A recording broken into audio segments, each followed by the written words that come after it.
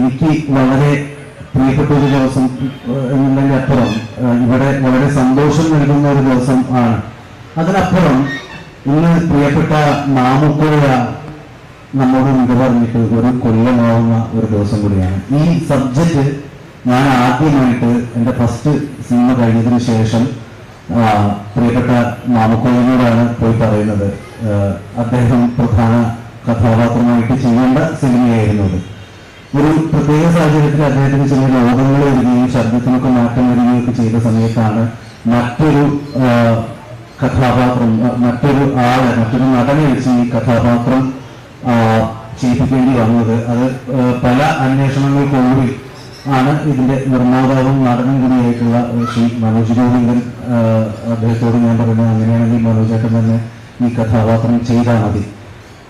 ഈ സിനിമയുടെ ഒരു പ്രത്യേകത എന്ന് പറഞ്ഞാൽ എല്ലാ സിനിമകളിലും കൂടി നന്നായിട്ട് അഭിനയിച്ചിട്ടുണ്ട്. ഞങ്ങൾ ചുരുങ്ങിയ ദിവസം കൊണ്ട് ഷൂട്ട് ചെയ്ത് തീർത്തിട്ടുള്ള ഒരു സിനിമയാണത്.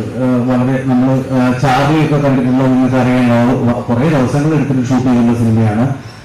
ഞങ്ങള് ഒരു ഏകദേശം ഈ സിനിമ സ്ക്രിപ്റ്റ് എഴുതി കഴിഞ്ഞിട്ട് എനിക്ക് ഏകദേശം ഒരു 6 മാസം ട്രെയിനിങ് ഞാനും അജിത്തേട്ടനും പല രീതിയിൽ കമ്മ്യൂണിക്കേറ്റ് ചെയ്തിട്ടാണ് ഈ സിനിമയിലെ മൊത്തം സീനുകളിൽ കുടി എങ്ങനെ അഭിനയിച്ചില്ല. കാരണം വെച്ചാൽ നിങ്ങൾക്കറിയാം, കുടി ഇന്ത്യൻ പരിധി പറയുന്നത് സാധാരണ നമ്മളെ കൺട്രി ഡോഗ്സ്, സ്റ്റേ ഡോഗ്സ് എന്നൊക്കെ നമ്മൾ വിളിക്കുന്ന നാടൻ നായ വിഭാഗത്തിൽ പെട്ടിട്ടുള്ള അവരുടെ അറ്റൻഷനൊക്കെ മറ്റ് ബ്രീഡുകളെ സംബന്ധിച്ചിടത്തോളം കുറച്ച് കുറവ് തന്നെയാണ്. പക്ഷെ കുടിയുടെ പ്രത്യേകത എന്ന് പറഞ്ഞു കഴിഞ്ഞാൽ കുടി ഒരിക്കലും ലൊക്കേഷനിൽ ഒരാളോട് പോലും അഗ്രസീവ് ആവോ, വേറെ ഏതെങ്കിലും എങ്കിലും ഒന്ന് അഗ്രസീവ് ആവോ, ഞങ്ങൾ പറയുന്ന കാര്യങ്ങൾ വളരെ പെർഫെക്റ്റ് ആയിട്ട് അഭിനയിക്കാന്നെന്ന് പറയാം. അതുകൊണ്ട് തന്നെ ഈ വരുന്ന മാസം, അതായത് മെയ് 29-ാം തീയതി നജസ് തിയേറ്ററുകളിലെത്തും. നജസ് ഇതിനോടകം തന്നെ ഒരുപാട് ദേശീയ അന്തർദേശീയ പുരസ്കാരങ്ങൾ നേടിയിട്ടുണ്ട്. ചിലിയിൽ നടന്ന അന്താരാഷ്ട്ര ഫിലിം ഫെസ്റ്റിവലിൽ മികച്ച നടൻ, മികച്ച സംവിധായകൻ, മികച്ച സിനിമാറ്റോഗ്രാഫി, മികച്ച സ്ക്രിപ്റ്റ്, മികച്ച ബാക്ക്ഗ്രൗണ്ട് സ്കോർ തുടങ്ങിയ സംഭവങ്ങൾ. അതുപോലെ തന്നെ